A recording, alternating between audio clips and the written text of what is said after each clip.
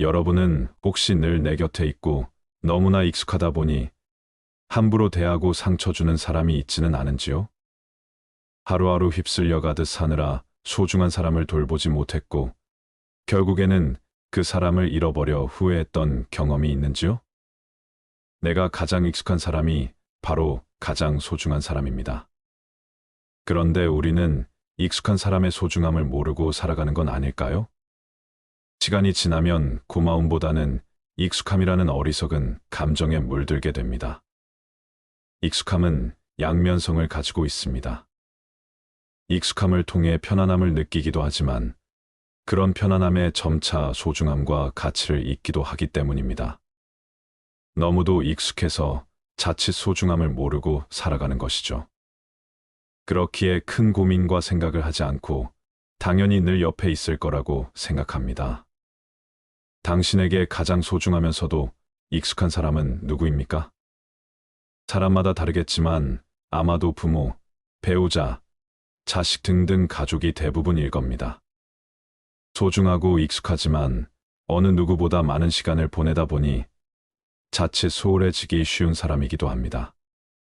우리는 주변의 소소한 것들에 쉽게 익숙해지곤 합니다. 가족, 친구, 일상적으로 하는 일들 속에서도 우리는 익숙함을 느끼곤 합니다. 하지만 소중한 것들에 대한 익숙함을 소홀히 대해선 안 됩니다. 우리가 익숙함에 속아 소중함을 잃게 되면 그것을 다시 되찾기는 어려운 것입니다. 익숙함이라는 감정 때문에 소중함을 잊었다가 정작 그 사람이 없어지고 나서야 소중함을 깨닫는 것입니다. 또한 안개같이 사라질 명성과 명예에 집착을 하다가 더 중요한 것을 잃게 되기도 합니다. 오늘은 늘 익숙함과 편안함에 빠져 소중함을 잊게 된 것에 대한 생각을 해보고자 합니다. 한번 들어보시고 내가 익숙함에 빠져 자칫 소중함을 모르고 살아가지는 않는지 생각해보는 시간을 가져보시기 바랍니다. 1년 전 아내와 사별한 김 씨는 아내에게 늘 미안한 마음뿐이다. 아내가 세상을 떠난 지 오늘이 1년이 되는 날이다. 김 씨의 아내는 그토록 아파했던 암 수술을 하다가 수술실에서 깨어나지 못하고 세상과 이별을 했다. 그는 작별 인사도 하지 못한 채 아내를 떠나보냈다. 아내가 죽었어도 바뀐 건 아무것도 없었다. 세상은 여전히 바쁘게 돌아갔다. 다 큰 자녀들도 몇 개월은 슬픔의 충격에 빠져 정신을 못 차리는 듯 싶더니 다시 일상으로 돌아가 다들 잘 살고 있다. 둘째 딸은 대학에 들어가 학업에 열중이고 큰 아들은 좋은 회사에 취업을 해 눈도 잠시 붙이기 모자란 바쁜 일상을 보내고 있다. 나 또한 달라진 것이 없었다. 그런데 김 씨는 아내를 생전에 너무 소홀히 막 대하고 잘해주지 못한 것이 너무 후회스러워 견딜 수가 없다. 그는 오늘도 소주잔을 기울이며 아내를 그리워한다. 아내를 떠나보내고 나서야 그 사람의 소중함을 깨닫게 된 것이 너무 어리석음을 깨달았다. 너무 익숙함에 빠져 소중한 것을 잊은 것이다. 김 씨는 27살이 되던 해, 긴 생머리에 웃는 얼굴이 예쁜 아내를 보고는 첫눈에 반해 결혼했다. 그렇게 서로 사랑하며 한 해가 지나고 두 남매를 낳았다. 박봉으로 점점 싸우는 횟수도 많아지며 그렇게 결혼 생활 20년이 훌쩍 지났다. 세월이 흘러 이제는 아내가 너무 편하고 익숙해져 버린 걸까요? 결혼하면 정으로 산다더니 아내 얼굴 보는 게 지긋지긋하게 느껴졌다. 어느 날 퇴근하고 돌아와 보니 아내는 아이들이 먹다 남은 음식을 먹고 있었다. 입가에 고춧가루가 묻은 것도 모르고 일찍 왔네 하며 반갑게 맞이한다. 여자로서의 매력은 고사하고 벌어다 주는 돈으로 집에서 피둥피둥 놀면서 편히 놀고 먹는 모습을 보면 부하가 치민다. 난 회사에서 상사와 동료에게 이리 치이고 저리 치이고 사는 게 뭔가 싶은데 마누라는 내가 벌어다 주는 돈으로 편히 놀고 먹는 거다. 난 대꾸도 안 하고 방에 들어와 답답한 넥타이를 풀고 침대에 누웠다. 아내가 내 모습을 힐끔힐끔 살펴보다가 회사에서 무슨 일 있었냐고 묻는다. 아내의 표정이 이제 꼴 보기도 싫어 일부러 문을 크게 열었다가 쾅 소리가 날 정도로 닫았다. 문소리가 크게 들리자 방에서 아이들이 나와 아내에게 무슨 일이 있냐고 묻는다.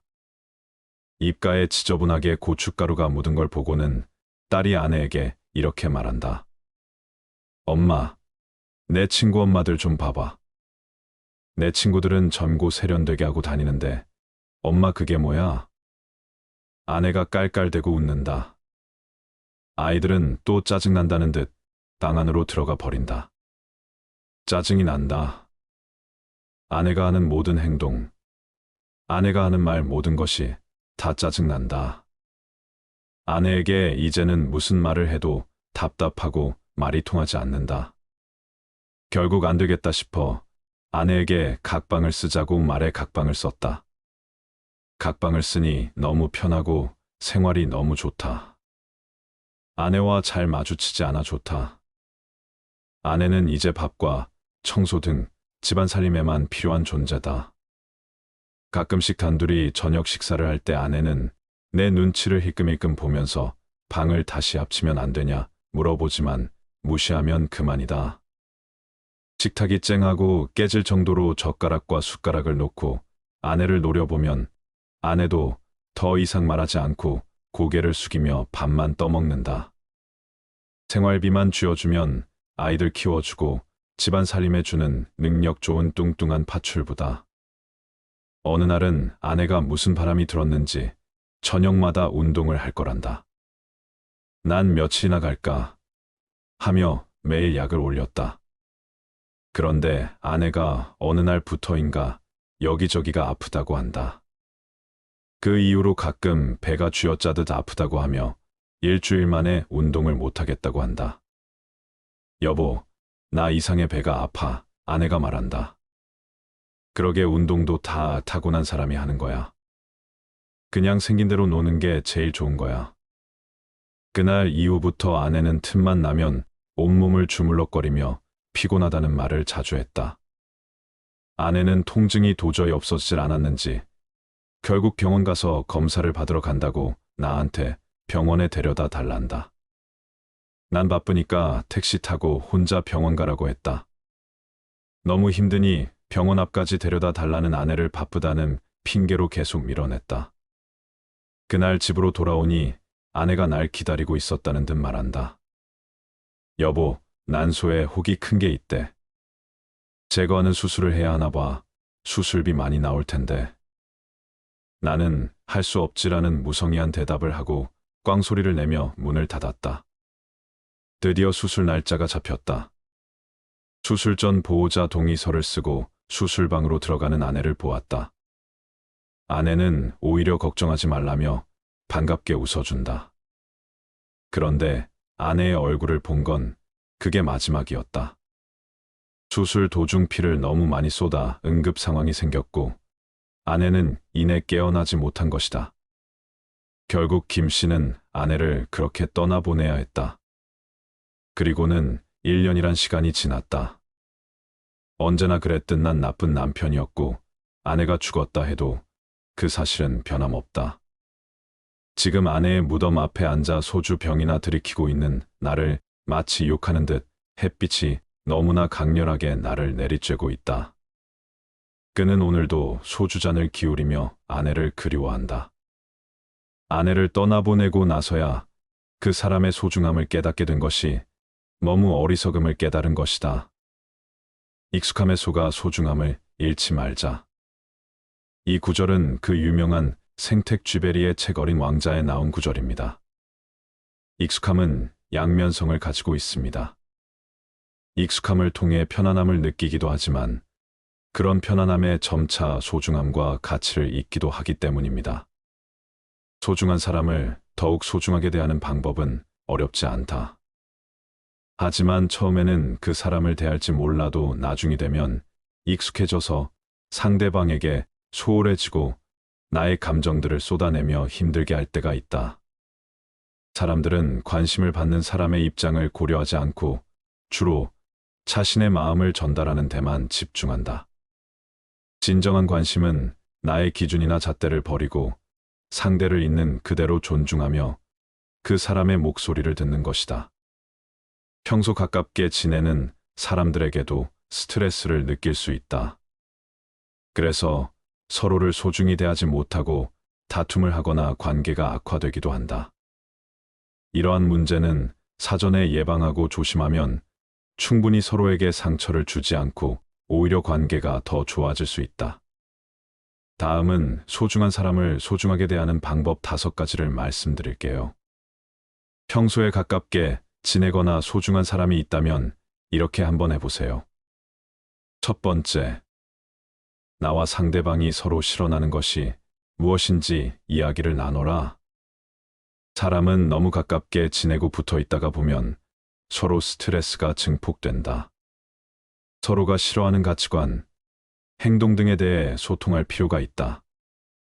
아무리 99%가 좋아도 1%가 싫으면 1%가 100%로 느껴지는 법이다. 두 번째, 상대방을 존중하라. 대화를 할 때는 나의 마음을 전달하기 전에 그 사람이 어떻게 받아들일까를 먼저 생각해야 한다. 상대방을 고유의 인격체로서 존중해 주어야 마음을 열 수 있다. 세 번째, 자신의 컨디션에 대해 사전에 알려주어라. 내 컨디션이 좋지 않을 때는 당연히 모든 것이 예민하고 짜증이 난다. 자신이 상처받아 있으면 다른 사람에게 진심으로 배려할 수 없다. 상대방이 그걸 알아야 나를 대할 때 조심히 대할 것이고 트러블이 생기지 않는다. 네 번째, 상대방과 내가 다르다는 것을 인정하라. 설사 가족이라도 사람은 모두 자라온 환경이 다르다. 그러기에 상대방의 행동이나 태도가 이해되지 않는 부분이 많을 것이다. 사람은 독립된 인격체이고 모두 다르다. 다섯 번째, 상대방에게 감사하고 관심을 가져라. 상대방이 내 곁에 존재한다는 이유만으로도 내 인생이 풍부해질 수 있다. 그 사람 존재 그 자체에 감사하라. 일시적인 관심이 아니라 지속적인 관심을 주어라. 상대방의 행동을 보고 이야기를 경청하며 관찰하고 관심을 주어라. 여러분, 조금씩 상대방을 배려하고 이해한다면 소중한 사람과의 관계가 깨지는 일을 예방할 수 있을 것입니다. 하루를 열심히 살아내느라 상대방의 소중함과 사랑을 알아차리지 못하는 순간들이 있습니다. 지나고 나면 불현듯 상대방이 소중했음이 깨우쳐지는 순간들이 있지요. 중고등학교 학창시절 내내 외국으로 유학을 가서 국내에 없었던 박모 씨는 요즘 들어 고민이 많습니다. 국내로 돌아오니 나를 조건 없이 사랑해 주었던 사람들이 나의 곁을 떠났기 때문이다. 유일하게 유학을 지지해 주셨던 할머니는 지병으로 나를 알아보지 못하시고 나를 유난히 예뻐하셨던 할아버지는 암으로 돌아가셨다. 왕복만 이틀이 걸리는 한국과 미국의 거리상 할아버지의 장례식은 참여조차 할 수 없었다. 어느 날 친한 친구가 할아버지랑 영화를 보러 갔었다고 말하는데 갑자기 눈물이 나왔다. 영화 보는 것을 좋아하던 할아버지였는데 나는 왜 살아생전 그렇게 하지 못했을까 후회가 되었던 것이다. 내가 받았던 큰 사랑을 돌려줄 수 없음에 마음이 너무도 괴로운 것이다. 그리고는 도대체 내게 중요한 가치는 무엇인지, 인생의 의미는 무엇인지, 긴 세월 가족과 소중함을 등지고 얻을 수 있는 것은 무엇인지 고민하게 되었다. 아무리 돈과 명예, 일확천금을 얻은들 그 가치들은 이미 내가 잃어버린 소중한 사람들을 살려낼 수는 없기에 말이다. 소중한 사람을 잃었을 때 우리는 극심한 슬픔을 느낍니다. 이제 더 이상 그와는 이 세상에서 함께할 수 없다는 데에서 오는 절망입니다. 떠나보내는 이와의 관계가 가까우면 가까울수록 더 큰 슬픔을 느낍니다. 가까이 있을 때 소중함을 알기란 어렵습니다. 멀어져 가고 있을 때 깨닫고 이미 닿을 수 없을 때 후회하게 되지요. 방심했다간 돌이킬 수 없게 될 것이며 후회해봤자 그땐 이미 내 사람을 놓친 것입니다. 여러분, 땅 위에 농사를 짓는다고 생각해 보세요. 내가 직접 씨앗을 심고 가꾸며 공을 들여 농사를 짓는다면 우리는 내가 열심히 노력해 얻게 된 결실에 집중할 것입니다. 그런데 그 결실이 만들어질 수 있는 기반을 만들어 준 땅에는 관심을 보이지 않습니다. 하지만 생각해 보세요. 만약 이 땅이 없었다면 내가 농사를 지을 수 있는 환경조차 만들어지지 못했을 것입니다. 익숙함에 속아 소중함을 잃지 않기 위해서는 끊임없는 노력이 필요합니다. 함께하는 소중함에 소홀하면 함께했던 순간들이 간절해집니다. 다음이 있을 거라는 당연한 생각은 마세요. 기회는 다음을 기다려주지 않습니다. 매 순간이 평생에 한 번이라는 것을 잊지 마세요. 우리의 일상 속에서도 소중한 것들에 대한 감사와 관심을 잃지 않도록 하며 익숙한 것들을 항상 정확히 바라봐야 합니다. 소중한 것들을 놓치지 않고 지켜내기 위해 우리는 끊임없는 노력을 기울여야 합니다. 함께 소중한 순간을 만들어가며 소중함을 잃지 않기 위해 노력합시다. 우리가 인생을 살아가다 보면 다른 사람들과 마주치지 않고 살아갈 수 없을 뿐만 아니라 또한 아무 도움도 받지 않고 혼자 살아갈 수도 없습니다. 누구나 많은 사람들을 만나고 그 사람과 인연이 되고 또한 만남이 있으면 헤어짐이 있습니다. 나이가 들어서 인성이 좋지 않은 사람들과 시간을 보내면 인생이 더욱 피곤해지고 우울해지는 법입니다. 다음은 부처님 말씀을 바탕으로 인간관계 속에서 우리가 어떻게 살아가야 할 것인가에 대한 지혜를 배워보도록 하겠습니다. 아무리 친하더라도 남에게 속하지 말라. 온전히 자신에게도 속하지 말고 온전히 남에게도 속하지 말라. 오직 자신만을 위하는 자는 모든 것을 자기 자신만을 위해 얻으려고 한다. 그런 이들은 사소한 것에서도 양보하지 않고 자신에게 편한 것은 한치도 희생하지 않는다. 그들은 남에게 절대 상냥하지 않으며 매사를 그저 행운에 의존할 뿐이다. 그러나 그들에게 행운을 가져다주는 받침대는 곧 무너져 내리려 할 것이다. 그러므로 당신은 때때로 남에게 속하고 그들도 그대에게 속하게 하라. 반대로 언제나 남에게 속해 있는 사람들도 있다. 이들은 어리석음이 늘 과도한 경지에 올라 있다. 이건 역시 불행하다. 이들은 단 하루 단 한 시간도 자신을 생각하지 않고 지나치게 타인만을 생각하므로 모든 사람의 노예라고 불릴 만하다. 남을 위해서는 모든 것을 알면서도 자신을 위해서는 아무것도 알지 못하면 이는 분별력에도 영향을 끼친다. 진중한 사람은 남들이 그가 필요한 것이 아니라 그를 이용해 얻을 수 있는 이익을 찾는 것임을 알고 있다.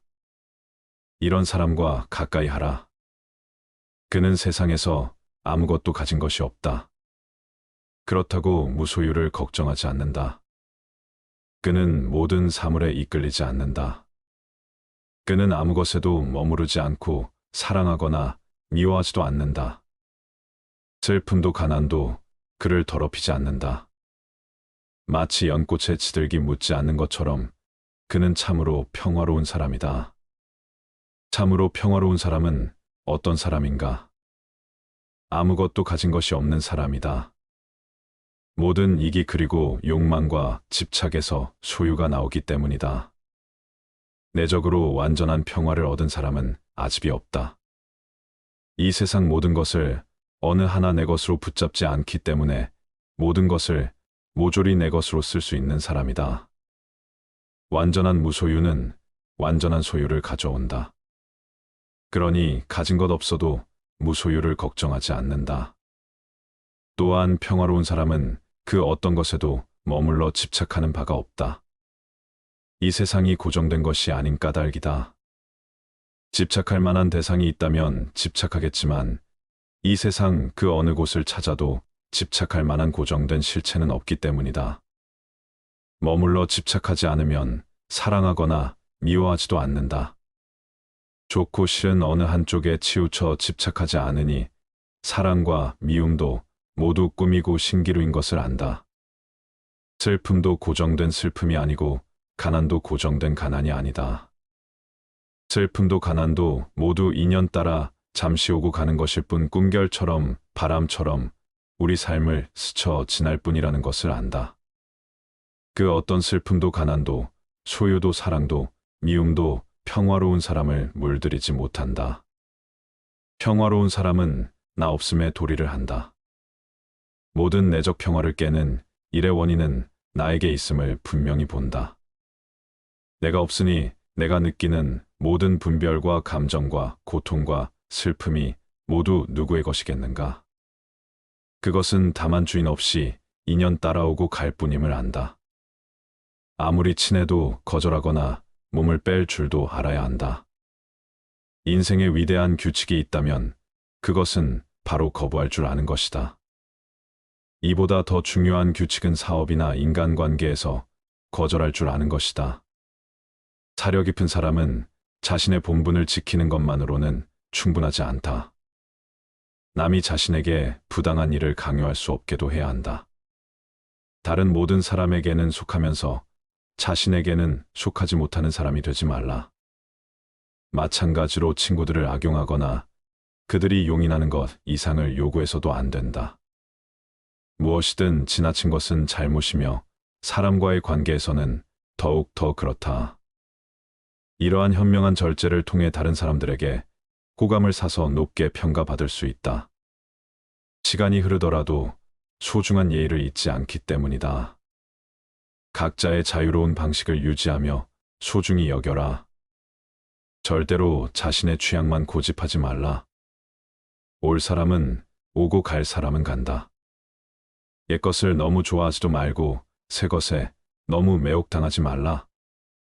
사라져가는 자에 대해 너무 슬퍼할 필요도 없고 새롭게 다가와 유혹하는 자에게 사로잡혀서도 안 된다. 이것이 바로 탐욕이며 거센 격려이며 불안, 초조, 근심, 걱정이며 건너기 어려운 저 욕망에 늪인 것이다. 오는 사람 막지 않고 가는 사람 붙잡지 않는다. 다만 인연 따라 물 흐르듯 그렇게 내버려 두고 집착 없는 마음으로 모든 일을 행한다. 물질도 마찬가지 오는 것을 애써 막을 것도 없고 내게서 멀어지는 것을 애써 잡을 것도 없다. 경계 또한 그렇다. 오는 역경계라도 막을 것 없고 가는 순경계라도 붙잡아 두려고 애쓸 것 없다. 익숙한 것이 떠나간다고 서글퍼하지도 말고 새로운 것이 가까운다고 너무 매혹당할 것도 없다. 한번 온 것은 때가 되면 갈 것이고 또 갈 것이 가고 나면 올 것은 오게 되어 있다. 인연이 닿으면 갈 뿐 가고 나면 또 다른 인연이 다가올 것이다. 인연이 아니라면 오지 않을 뿐 그 인연이 오지 않더라도 또 다른 인연이 올 것이다. 뭘 어떻게 하려고 하는 마음만 다 놓아버리고 살면 물 흐르듯 그냥 살면 오고 갈 것도 없고 좋고 싫을 것도 없고 맞고 틀릴 것도 없고 성공도 실패도 없고 바람도 성취도 없고 다 좋을 뿐 그냥 좋고 싫을 것도 없이 그냥 그러할 뿐이다. 올 것들은 정확히 오게 되어 있고 갈 것들은 정확히 가게 되어 있다. 붙잡는다고 갈 것이 오는 것도 아니고 등 떠민다고 올 것이 가는 것도 아니다. 모든 것을 인연에 맡기고 받아들이라. 자연스러운 삶의 흐름에 몸을 맡기라. 법계강에 온 존재를 내맡기고 흐름을 따라 담아 흐르라. 이 길로 가려고 애쓸 것도 없고 저 길로 가지 않으려고 애쓸 것도 없다. 이미 지나 온 길을 거슬러 되돌아가려고 후회하지도 말고 아직 오지 않은 길을 빨리 도착하려고 애쓸 것도 없이 다만 온몸의 힘을 빼고 함께 따라 흘러라. 천한 사람을 멀리하라. 태어나면서부터 천한 사람이 되는 것이 아니며 태어나면서부터 귀한 사람이 되는 것도 아니다. 그 사람의 행위에 의해서 천한 사람도 되고 귀한 사람도 되는 것이다. 왕족이나 바라문으로 태어났다고 귀한 사람이고 천민으로 태어났다고 천한 사람이 아니다. 사람은 태생에 의해서 귀하고 천해지는 것이 아니라 그 행위에 의해서 천하고 귀하게 된다. 돈이 없다고 지위가 낮다고 천한 사람이 되는 것이 아니고 행위에 의해서 그렇게 된다. 아무리 높은 지위에 있고 심지어 성직에 있더라도 그 사람의 행동이 천하다면 그 사람은 천민이 되지만 아무리 낮은 지위의 사람이라도 그 행동이 귀하다면 그 사람은 성직에 있는 것이다. 어떤 종교를 믿고 신앙하느냐에 따라 천당을 가고 지옥을 가는 것이 아니고 그 행위에 의해서 가는 것이다.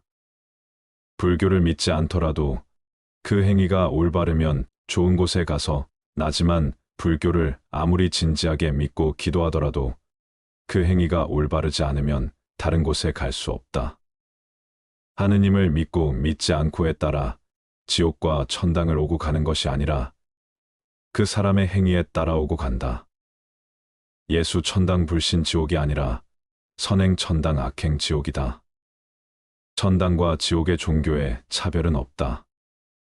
천당과 지옥의 종교는 오직 하나 진리라는 종교밖에 없다. 가장 중요한 것은 그 사람의 행위이지 태생이나 지위나 경제력이나 종교에 있지 않다. 어떠한가 과연 나는 몸과 말과 뜻으로 천상의 행위를 짓고 있는가? 지옥의 행위를 짓고 있는가? 대장부의 기상을 가진 사람과 가까이 하라. 그대들이 진리답게 살려면 대장부의 기상을 가져야만 한다. 깨진 그릇에는 좋은 음식을 담을 수 없듯이 자기의 분명한 마음의 중심도 세우지 못하고 이리 흔들리고 저리 흔들리면 결코 법다울 수 없다. 그릇이 크고 중심 잡힌 사람은 남들의 말에 현혹되지 않는다. 자기가 살아가는 곳곳에서 주인이 되면 그가 사는 곳이 항상 참됨이 되니 조건에 휘둘리지 말라. 우리가 세상을 살아가면서 갖춰야 할 가장 중요한 가치가 바로 당당한 자기 중심을 세우는 일이다. 우리 삶의 모습은 늘 주변 상황에 이끌리고 조건에 휘둘리며 칭찬과 비난에 휘둘리곤 한다. 그것이 다 자기 중심이 서 있지 못한 탓이고 그릇이 작은 탓이다.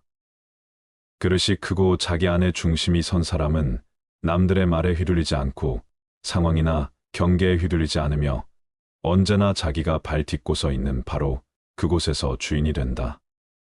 스스로 주인이 되어 사는 것이야말로 참 사람의 행위다. 누구라도 자신이 살아가는 곳곳에서 주인공이 되면 그가 서 있는 곳은 다 진실한 것이다. 그 어떤 곳에 있더라도, 그 어떤 상황, 그 어떤 사람과 함께 있더라도, 그 어떤 장소에 있더라도 지금 이 순간 내가 있는 바로 그곳에서 주인공이 되어야 한다. 내가 발 딛고 서 있는 지금 여기가 가장 중요한 삶의 순간이고 참된 순간이다.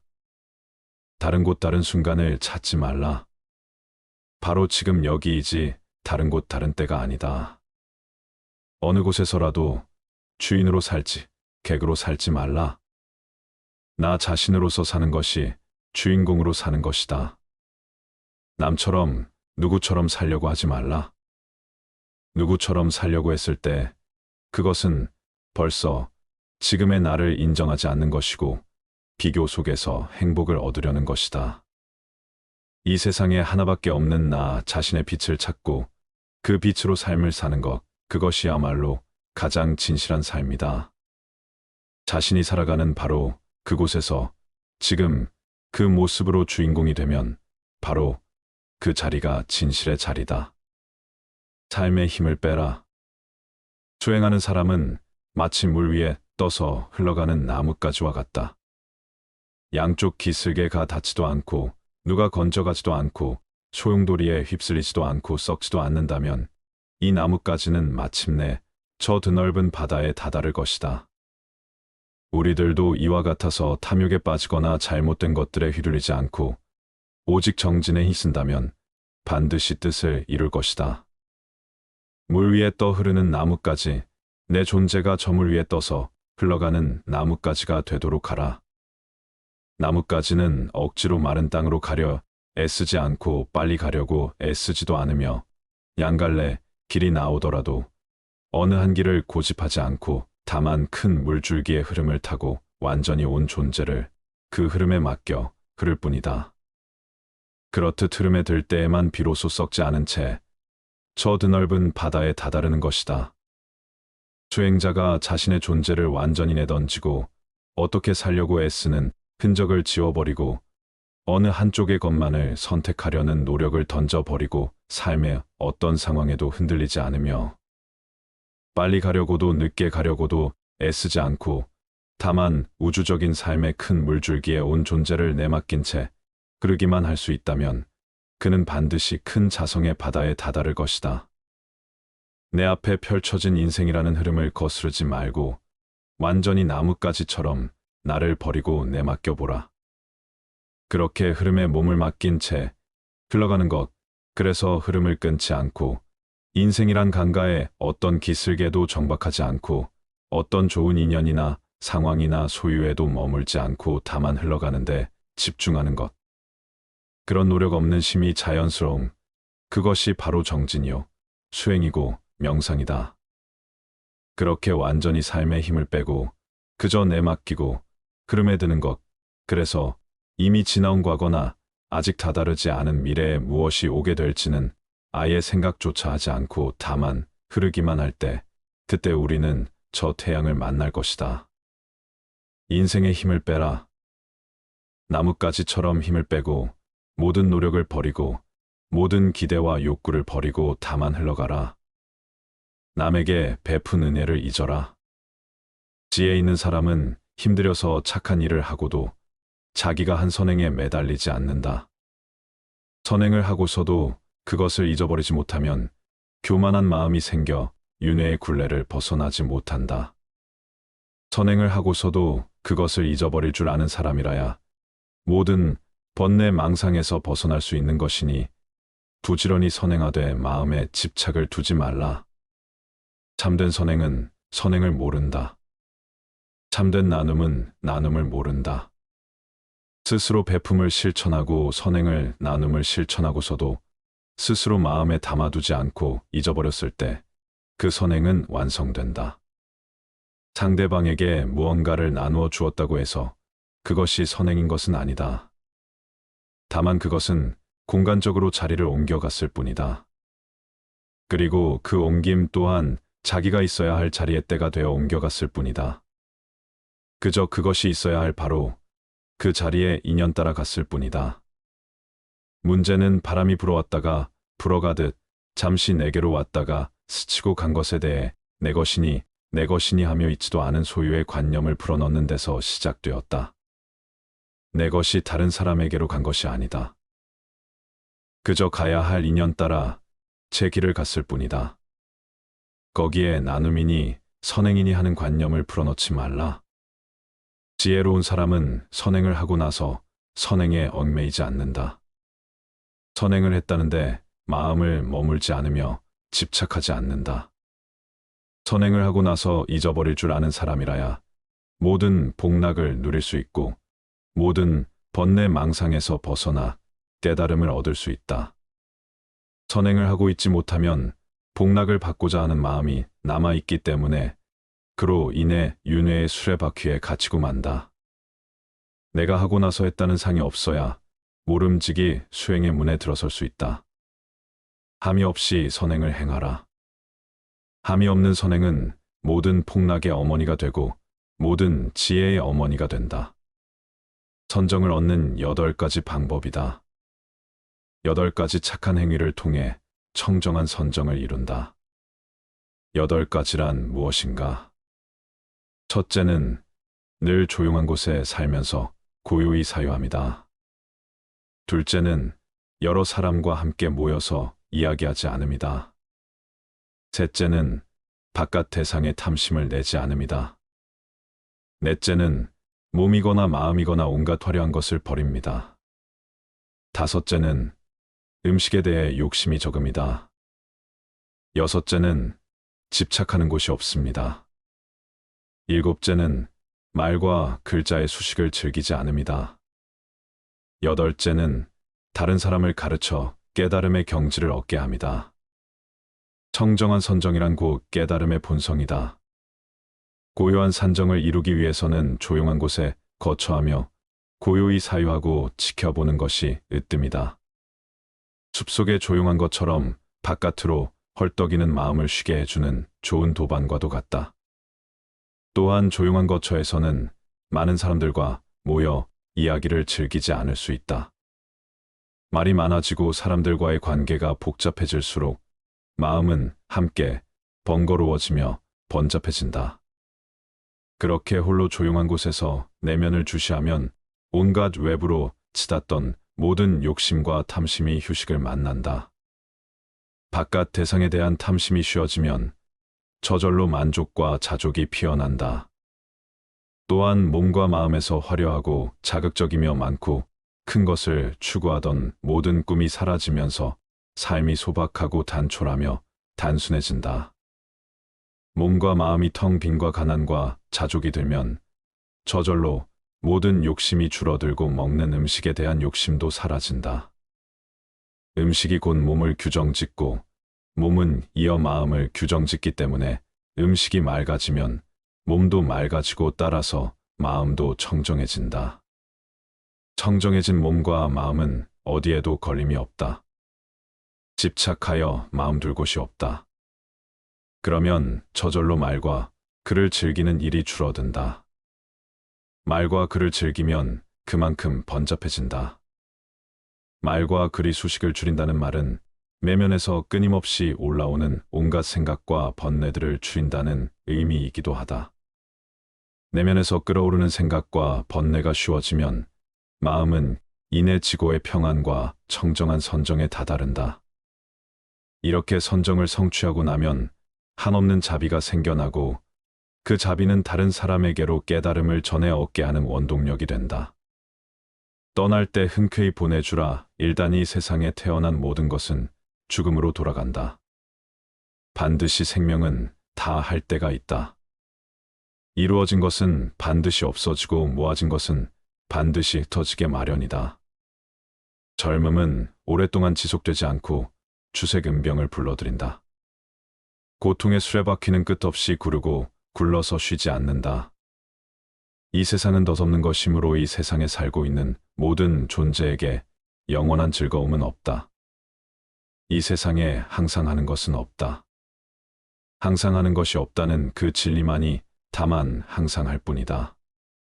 태어나면 반드시 죽고 젊음은 시들어가고 부귀는 빈천으로 돌아가며 모인 것은 흩어지게 마련이다. 항상 하지 않는 것은 괴로움이다. 언젠가는 사라질 것에 대해 집착하거나 붙잡으면 반드시 괴로움이 오게 된다. 우리가 괴로운 것은 이 때문이다. 항상 하지 않는데 붙잡고 집착하고 욕심을 부려 항상 하길 바라고 내 곁에 있어 주길 바라며 내 것으로 만들길 바라기 때문이다. 항상 하지 않는 것을 붙잡아 묶어두려 하니 결국 남는 것은 허망함과 공허감뿐이다. 이 세상 그 어떤 것도 항상 하지 않으므로 우리가 이 세상에서 집착할 것은 어디에도 없다. 붙잡아 두지 말라. 내 곁에 언제까지고 있어줄 것이라 기대하지 말라. 그 어떤 것에도 내 것이라는 생각을 버려라. 세상 모든 것은 잠시 왔다가 인연이 닿으면 가야 할 때를 알고 분명히 떠나간다.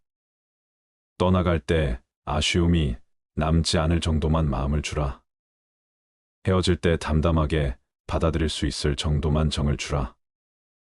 이별의 순간이 올 때 너를 만나 행복했노라는 영만으로도 흔쾌히 보낼 수 있을 정도로만 사랑을 하라. 언젠가 우리 모두에게 이별은 어린이 이별의 순간이 올 때 맑은 미소를 띄우며 보내줄 수 있는 것들을 다만 곁에 두라. 가장 아름다운 인연은 만나면 만나서 좋고 떠나더라도 큰 아쉬움을 남기지 않는 인연이다. 좋아도 너무 과하게 좋아하지 말고 싫어도 너무 과하게 싫어하지 말라. 또한 내 주위의 모든 이들에게 나 또한 그런 인연으로 남으라. 연이어 화살을 맞지 말라. 어리석은 범부나 지혜로운 사람이나 사물을 대하게 되면 좋다거나 나쁘다는 생각을 일으킨다. 그렇다면 이 두 사람의 차이는 무엇이겠는가? 범부들은 자기의 감정의 포로가 되어 집착하지만 지혜로운 사람은 감정을 갖더라도 그것의 포로가 되지는 않는다. 그래서 어리석은 사람은 두 번째 화살을 맞는다고 말하고 지혜로운 사람은 두 번째 화살을 맞지 않는다고 말한다. 이를테면 누군가가 나를 미워하여 욕을 하고 시비를 걸어올 때 그것은 첫 번째 화살을 맞는 것이다. 그러나 그 말 한마디에 휘둘리고 괴로워할 이유가 무엇인가? 어리석은 사람은 욕을 들음으로써 괴롭고 연이어 그 괴로운 감정의 포로가 되어 오랫동안 그 욕 한마디에 집착함으로 또 한 번 괴롭다. 그러면서 온갖 화를 일으키고 복수를 생각하거나 똑같이 되갚아 주려는 성냄을 일으킴으로써 몇 번이고 괴로운 화살을 연거푸 맞는다. 이것은 두 번째 화살뿐 아니라 세 번째, 네 번째 화살을 연이어 맞는 격이다. 첫 번째 화살은 인연 따라 생겨나는 어쩔 수 없는 현실이라면 두 번째 화살부터는 내가 그 현실에 대한 좋고 나쁘다는 판단 분별을 일으키면서 생겨나는 것이다. 즉 두 번째 화살부터는 내가 만들어낸 것이니 무엇 때문에 내 스스로 고통을 만들어 내 스스로 만든 고통에 빠져 괴로워해야 하는가? 누군가가 나에게 돈을 빌려 형편상 갚지 못한다면 그것은 어쩔 수 없는 첫 번째 화살을 맞는 것이지만 그로 인해 그를 원망하고 욕하면서 괴로워한다면 그것은 두 번째, 세 번째 화살을 연거푸 맞는 것이다. 사랑하는 사람이 나를 버리고 다른 사람에게 갔더라도 그것은 첫 번째 화살을 맞은 것이다. 이미 마음이 떠나 어쩔 수 없는 현실이라면 애써 증오하거나 복수하려 하거나 잊지 못하면서 두 번째, 세 번째 화살을 맞을 필요는 없지 않은가. 맨 땅에 누워도 행복하라. 모든 고뇌를 벗어나고자 한다면 마땅히 만족할 줄 알라. 넉넉함을 알면 부유하고 즐거우며 평화롭다.